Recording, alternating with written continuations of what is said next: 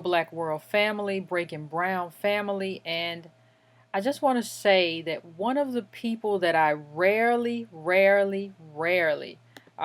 if ever, criticize is Minister Louis Farrakhan. And there is a reason for that. I rarely criticize Farrakhan because he has so many adherents who are so, sort of so militantly in his corner that is really, as far as I'm concerned, mostly a losing battle because of no matter what you say, a nation of Islam, loving person who loves Farrakhan isn't really going to change their minds. But I saw something that came across my Facebook feed um, earlier today, early last night, as a matter of fact, and I had to say something. I mean, I hear Farrakhan has this justice or else thing going on. I guess it as a marketing ploy to sort of sell, Million Man March Part Two. And let me just say something, black people. You know, I understand that one of the only things that this country that the Western dominating forces respect is wealth and violence. That's what we are. Those are the two valuable products, wealth and violence. I get that.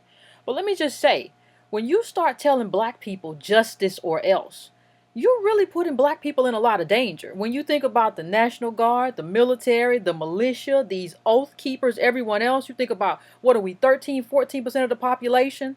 What I am saying is that this thing Farrakhan is doing, in the sense of we need 10,000 men who would rather be dead than to continue to see their babies in the streets or whatever. I'm telling you, this is some of the most potentially damaging, race war encouraging stuff I've seen in a while. And what I'm saying is that, if you start a race war, first of all, black people, we gonna lose. There is no way around that. This is, and let's be honest, even with what's happening, black people in America are probably better off than black people in a lot of other countries.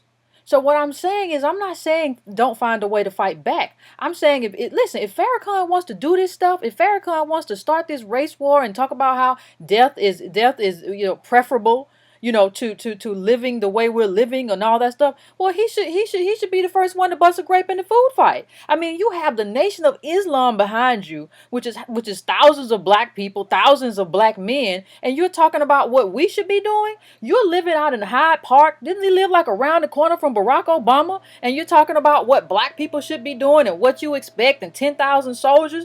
Farrakhan, you've been around how long? You haven't done anything. You haven't done anything to kind of challenge white supremacy, and that's why you're allowed to breathe in this country. If you listen, there's a reason why every black radical who has authentically fought for black freedom in this country has been ousted. He is gone. He is no more. We have where's Ashada Shakur right now? She's in Cuba in hiding. Where is Fred Hampton? Where are all the Black Panthers? If you are a serious threat to white supremacy in this country, you are not allowed to breathe freely. You are not allowed to live lavishly in Chicago, on the dollars of your Nation of Islam members. That's not allowed to happen. So this idea that because Farrakhan is calling for a race war, it is very dangerous. Let me tell you the other reason it's dangerous.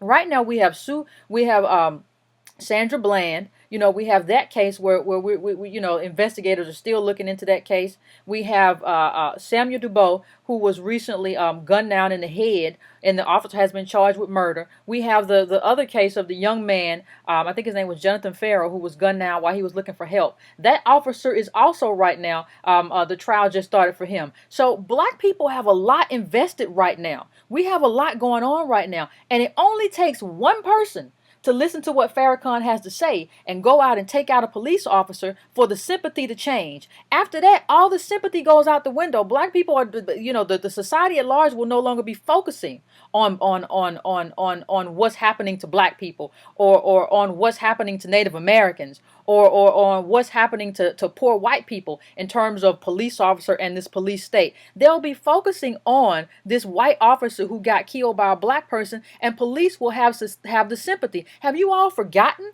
what happened after those two NYPD cops were killed? After they were gunned down?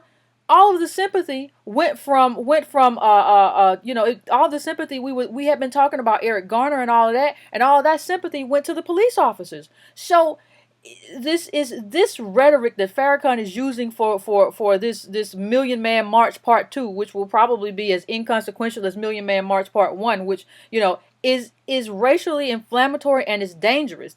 And when I think about it, even when you look at the Million Man March that happened, when it happened, there was so much potential for greatness. There was so much potential to take a database, to kind of put these men in business to do something, to kind of use that energy. But it wasn't anything. The Million Man March was basically, and this was basically Farrakhan getting black men together to tell them to do better. Do better at what? You know, you be better fathers. Well, part of the reason some black men aren't better fathers is because they've been locked up, or they are locked up on a bag of weed or a bag of crack or whatever.